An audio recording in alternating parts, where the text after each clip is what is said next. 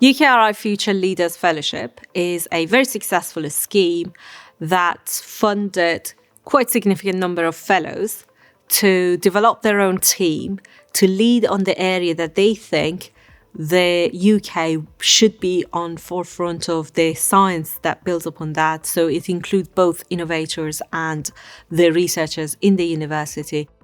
As a part of Future Leader Fellowship first phase, we looked at using missing data in physical space and try to extract 3D maps of cities from lack of signals that we have.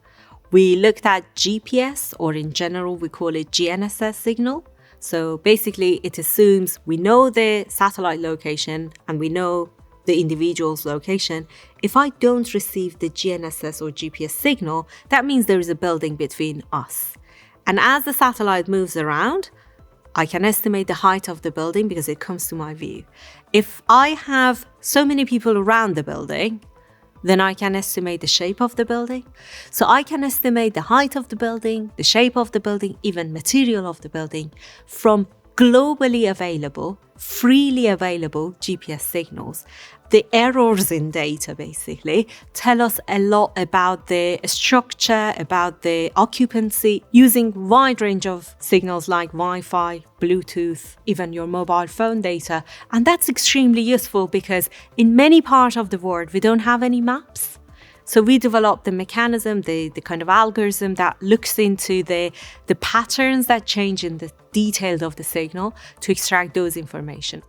On this project, there are several industrial partners, including our national mapping agency, Ordnance Survey, as well as Uber, Google, working on that with us to be able to verify the height of the building that Ordnance Survey produced, and more importantly, provide a better and a more reliable navigation and positioning for big companies.